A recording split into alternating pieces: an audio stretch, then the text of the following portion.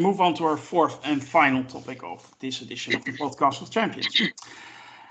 Thanos. He was the main villain of the Infinity Saga. We got our introduction of him in a post-credit scene in Marvel's The Avengers. For the Multiverse Saga, Marvel Studios has introduced us to its new main villain for this saga already. And we got the first glimpse of He Who Remains, aka Kang, because that is who I'm talking about, already in the third project of Phase 4, or the Multiverse Saga. This saga will only have 2 Avengers films to close out Phase 6 and the saga itself. So it's going to be totally different than the Infinity Saga. So my question to the champions is, having seen Phase 4, how do you see the story progressing into Phase 5? Can we compare this with how Phase 1 progressed into Phase 2? Are there projects that has been announced that you are excited for, or are there projects you actually don't care for at all, as far as you know right now? And I'm going to go with Merv first. Yeah, I mean, we're introduced to a lot of characters during Phase 4. So my expectation for Phase 5 and 6 is that you're going to see their progression, obviously, in, them coming into their roles as their characters. New Captain America, new Hawkeye, new Black Widow, all these, passing the torches.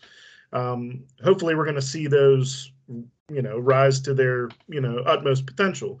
Maybe get a few of them under the same umbrella. That way it doesn't feel like there's so many different properties out there to follow. You can just kind of, tune into the next Black Widow, but that'll also include, Hawkeye or whatever. You know what I mean? Like, bundle a few of them together. I know we're going to get that a little bit with Thunderbolts, but, in the Avengers, obviously, even though we don't really know who the team's going to be.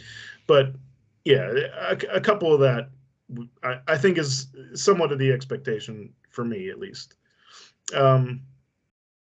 Biggest interest in Phase 5, despite it not having any of the classic comic book characters, is still Thunderbolts. They've announced the cast since the last time we talked about it. And, I'm with Taylor. I love Florence Pugh as Yelena. She's probably my favorite character in Phase 4 and the most excited one to see moving forward, at least until Deadpool shows up. So, that has that going for it. And, I was a big fan of the Thunderbolt comics. So just to see whatever variation of those comics transition to the big screen is exciting for me. So that in Phase 5, that's the one I'm most interested in.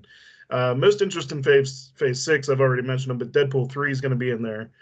I'm really hoping that they don't, kind of neuter the Deadpool character and the style of comedy. I hope it feels like a Deadpool 3 from Deadpool's 1 and 2, as opposed to like a Disney-fied version of Deadpool, which the comics have done that too. Not every Deadpool comic is great. So you really have to pay attention to the writer and the artist and all that stuff whenever you're picking up Deadpool comics, because a lot of them are just really throwaway. Projects I don't really care about. Most of the movies I care about a lot. A lot of the TV shows right now are going to have to win me over. Just looking at Phase 5, probably about half of them. Like there's the What If Part 2, which it's fine, but it's, it's kind of on the lower end of interest. It's What If. So it's not, canon to anything for sure, or, it's just random story adventures, which is fun, but not really relevant. The Echo TV series, like the character a lot in Hawkeye, as a side character. I really don't know if I'm going to be all that curious about her as a solo venture. Kind of the same issue with Ironheart. I thought she was kind of just background in a lot of Wakanda Forever. She started off good, but by the end of that movie, I feel like she just kind of was left on her own in the background, just kind of a MacGuffin type character. And they didn't let her take her suit home, which if it's going to lead directly into her spinoff, she's not going to have her suit. So the whole appeal to that character, for me at least, was seeing her in an Iron Man suit. And if she doesn't have it for the first few episodes or whatever, I don't really know what I'm going to get out of that show. But again, they're just going to have to win me over, which they can do. And then we mentioned it back whenever Phase 5 was mentioned, but the Agatha show without Wanda, I don't really have any interest. Now, again, if they introduce Wanda right away or bring her up as like a potential plot line or something like that, maybe her resurrection or whatever, these are all things that could eventually turn out to be great, but going into them, I have minimal to no interest. But all the movies I have a tremendous interest in. Fair enough. Moving on to Lokismom. I want to hear your opinion on this topic. Well, upcoming that I'm looking forward to. Well, I guess the next thing we're going to jump into next year, TV wise, will be Secret Invasion, I believe, and that's going to. I think it's going to hopefully. I've said this before. Hopefully, it will work this time. They're going to start tying some of this stuff in with that because you see the characters they're bringing in. I guess, the gosh, what was he? The Skrull guy and Nick Fury, of course, and Nick will set us straight. Hopefully, get us on the right path. If anyone can, Samuel L. Jackson can do it. Yeah, I think. I'm just going wide open. I'm not going to be too critical. Anything that I'm not looking forward to. I don't really know what's coming up TV wise other than Secret Invasion and some of the cartoons, but I'll just wait to see what comes. I think movie wise, oh gosh, I can't wait for Quantumania. Cannot wait for that. And there again, I think we're going to be jumping back into I think they're really going to jump into the multiverse, really get serious about it, and get it straightened out. So I'm just going to be positive. Like I said, I'm going to try to be very, very positive about it, and not let some of this other stuff drag it down. So those are my hopes and dreams. And Kang, any thoughts on him? I'm sorry, you talking to me? Yeah. Oh, on what? On anything particular? Jonathan Majors as Kang. Oh yeah. Oh, I'm sorry. Yeah, on the villain. Absolutely. Yeah, I think he's going to do it. I think he's going to be like the anchor villain, and I'm not sure who's going to be the anchor hero right yet. I think that's still up in the air. They were kind of all sort of like revolving anchor heroes, but you sort of think of Iron Man as because he was the first one. So I don't know who would be an analog to Tony Stark as far as going forward as we get into the saga more so. So I guess that's a wait and see. I think that's maybe one of their weak links there. They didn't really establish who the next. Maybe it's going to be John Krasinski. I mean, my gosh, as in the Fantastic Four, because he's got the star quality, and I think he could do it. Certainly, he could take over for Robert Downey Jr. I think on the screen. So yeah,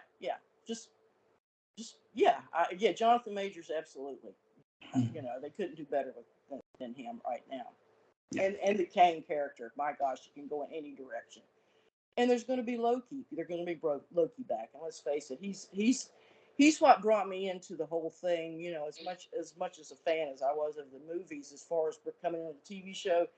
If they hadn't announced the Loki TV show, I probably wouldn't have even gotten into this far and in this deep with you great guys. And I really have to thank Mr. Loki for that. My son. Yeah, I knew you were going to say that. Lord Deathman, phase 5 compared to phase 4, is that a little bit like phase 2 compared to phase 1? Yeah, I think that is an appropriate comparison. That being said, moving into phase 5, we've got the multiverse saga to address. We've got Kang as our main villain.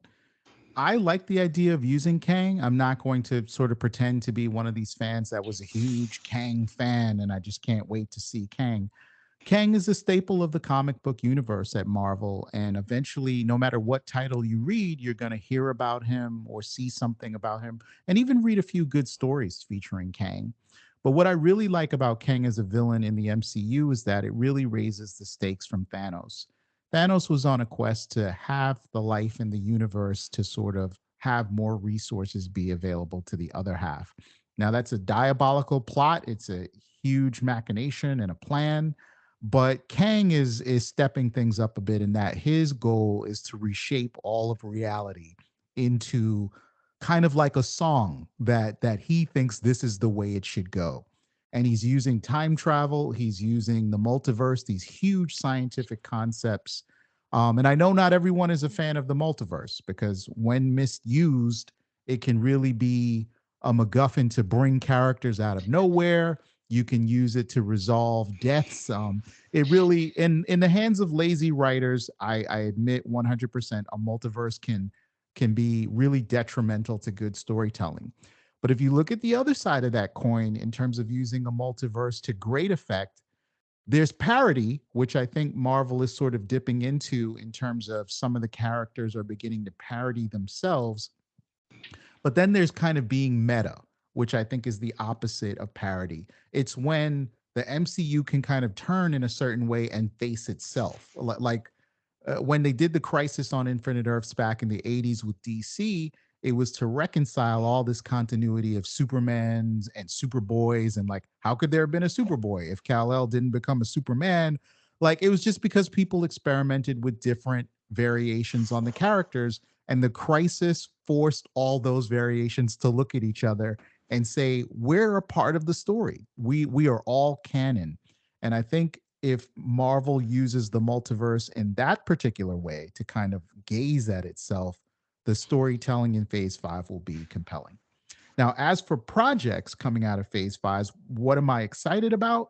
Wow, there's a lot to look at, but placing it at the top of my list, and this was hard to do, and I didn't really realize that I felt this way until I saw the trailer just recently come out, but it is Guardians of the Galaxy Volume 3. And I do think that I think James Gunn has just created one of the most compelling superhero groups set to film in a long time. The familial connection you feel with Guardians, the use of music, this fantastic collage of science fiction, fantasy, taking you into this galactic edge. I didn't realize how much that storytelling meant to me and how much I was waiting for Volume 3 until I saw the recent trailer. So that's at the top of my list. But I'm also really engaged by Captain America New World Order. And I want to see Captain America New World Order and Thunderbolts as companion pieces that don't really touch on the multiverse. And that's kind of why I'm excited about them. Those are going to be separate from the big saga. Those are going to be more grounded in their approach, and hopefully, you know, we'll get some storytelling that's humorous but not comedic, right? It'll be more dramatic storytelling there. I'm also looking forward to Vision Quest. When that got announced, I was like, yeah, I'm totally here for that as a companion piece to WandaVision. Holdovers that I'm still waiting for and very excited about, of course, are Secret Invasion and Armor Wars. Getting to projects that I'm not looking forward to, or that I'm not excited about, and they're not many at all in phase 5, but projects that I'm taking a very wait and see attitude about are Echo, and I'm not pronouncing any kind of judgment on that series until it comes out, but I am having a hard time reconciling the existence of that show as a fan. Ironheart, surprisingly, I was probably one of the few fans you could get of comic book Ironheart, but seeing the character that Dominique, I forget I think it's Dominique, I forget her last name. Dominic Thorne. Thorne, seeing the character that she's built in Wakanda Forever, I'm just not into it. I think it was one of the weaker pieces of that movie. An overall very strong movie that I've seen 3 times at this point. But there's also the part of her character that's not tied to Tony Stark. Why should I care?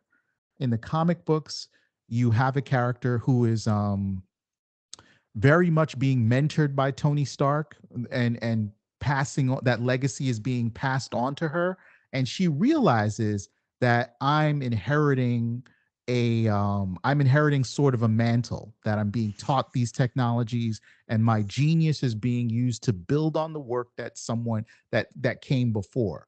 I get none of that from the comic book MCU Riri Williams. I'm just sorry. She just feels like someone who's going to co-opt the technology, make her own suits. They'll probably be fabulously better than Tony Stark's for no good reason. And you got to give me a reason to love that character, and I'm not there yet. In fact, I'm far from it. And then the last thing that I'm not looking forward to, this is going to be a surprise to the panel, but I've got concerns around Daredevil Born Again, and their and they're tonal. They're tonal. I'm of the ilk as a Daredevil fan that I like to see my Daredevil stories a little bit more gritty, a little bit more violent, if you will. You don't have to do those things just for the sake of doing them, but he's a street level hero. And I'm not looking forward to like a Thor and Love and Thunder redesign of Matt Murdock for Born Again. That would be a huge disappointment for me. So again, taking a wait and see attitude. Taylor, last but certainly not least. This question? No, just give your opinion about how you see everything going forward, and projects you like at beforehand and dislike beforehand. Well, listening to Lord Deathman, it just points out there are so many projects coming up, and we're back to the too much of a good thing. I'm looking forward to so many of them. Almost all of them I'm looking forward to. I'm looking forward to Daredevil, Born Again, a lot. That's one of my top ones. But again, that brings in another one of these complications. They've got all those characters now, all the Defenders from Netflix. They're gonna have that urge to bring them all in, and then. But I'm also looking forward, of course, to Fantastic Four, which is fantastic, pun intended. But I think some of the characters that have been around the longest are going to drop off here in Phase 4. Guardians of the Galaxy is winding down. There'll probably be a new Guardians of the Galaxy at some point too, which again, hopefully they won't rush it. I don't know about Ant-Man and the Wasp, if this is their last hurrah coming up soon, but I'm really looking forward to that movie. Again, Hawkeye seems to be kind of the man in the chair now, I think, going forward. Hopefully he will still see some more of him. But again, what am I worried about? Just that. There's just so much stuff. And I'm also very worried about the multiverse, because I've never seen a multiverse story beyond like one episode of a TV show, Star Trek original series. Beyond that doesn't eventually fall apart.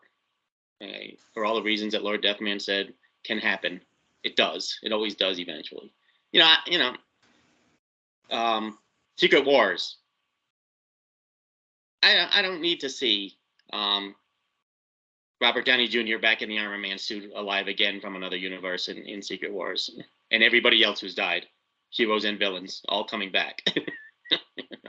Because it cheapens it for me. It just cheapens it for me a little bit. I wish they'd never killed Tony Stark. I'd rather they recasted him if they had to. Do a James Bond with these guys. Let's keep them going.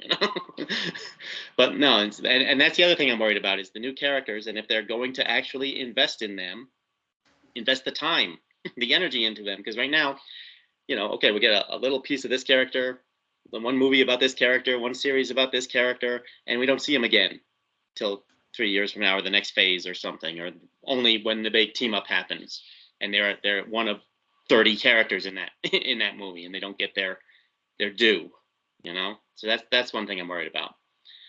Kang, I think Jonathan Majors is going to do a fantastic job as Kang. I think he's going to be a great villain. Just my own personal opinion, I would not have gone with the Kang. I would have liked to have seen him go in the other direction as opposed to a new Thanos. I would have rather see them develop a lot of smaller villains and have a villain team up. I want to see a Civil War airport fight But instead of heroes against heroes, I want to see a team of heroes against a team of villains going at it, and where they're rough parity of powers as opposed to one overwhelming power that takes everyone together to defeat. Again, it's just personal preference there that I would have liked to have seen him try something like that. The other thing I want him to do, and I know this is a big ask here, but I want them to tell us with all these TV series coming forward, is their intent to have more than one season or not? And if they change their mind later, fine. We changed our mind. We told you this was only going to be one season, but everybody loved it, so we're going to do another season. That's okay. I can live with that. But tell us up front, am I supposed to be looking for another Falcon and Winter Soldier season 2 or not? Am I supposed to be looking for a Hawkeye season 2 or not? We've got a Loki season 2 coming. That's good. I like Loki. But I really wish they would tell us that. And I wish they would tell us, with some of these movies, and again, I know this is a big ask, Thunderbolts. Yeah, that's going to be a side story. It's not going to feed into the multiverse saga per se. Again, I know it's a big ask, but I just feel like some of the fans are losing interest because they don't know what's important and what's fluff, or what they should be expecting to see more of and what they shouldn't be expecting to see more of. So I'd like to see them do a little bit of that, a little bit more info for the fans. I guess so many stuff I'm looking forward to. As far as negatives, I hope they learn their lesson from She-Hulk. I know they have to publicly put a face on it and say it was great, we loved it, critics loved it, yay. Critics say it's the funniest, greatest thing ever. It's a freaking disaster. All right, She-Hulk was a freaking disaster. I don't care if they make a new second season. I don't care. Make a second season. I'll watch it. Just make it better. Make it right. All right. Please learn a lesson from She-Hulk. And as far as again, I'm intrigued by all the other stuff. I'm intrigued by Coven of Chaos with Agatha. I think she's an awesome character. They could make it a total disaster like She-Hulk, or they could do a really great job and make it really exciting. But again, tell me if it's a one-season deal or not, so I can mentally focus on what's happening in the season, not be thinking about next season we'll get Mephisto. No, I don't. I don't want to worry about Mephisto. Okay. And again, those are the things I'm worried about. The thing I'm worried about is Marvel, the multiverse. Again, the multiverse. It's gonna time travel stories and multiverse stories always kick me in the butt eventually, on purpose. And too many projects is the other thing I'm a little bit worried about, and not focusing on the saga. Again, phases 1, 2, and 3, virtually everything was completely focused on the saga, whether it was introducing a character who was going to be a main player in the saga, or it was an actual chapter of the saga itself. They need to focus on the saga. They need to get that investment by the fans in that saga if they're going to do the next 2 phases of it and make these big Avenger movies at the end of them. Yeah, totally agree. I get 2 follow-ups. Lord Deathman, you had your hand up so long, it must be tired now. So you go first. No, I just wanted to be Loki's mom. No, no, just a joke there. Really quick points. First off, Taylor's on fire. I just agree with 99.9% of what he just said. The biggest enemy of the upcoming phase of the MCU is going to be quantity over quality.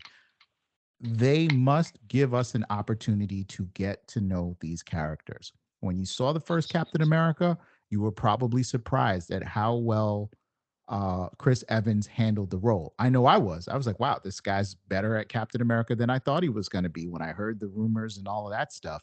Great. Then by Winter Soldier, you're like, this guy's fantastic.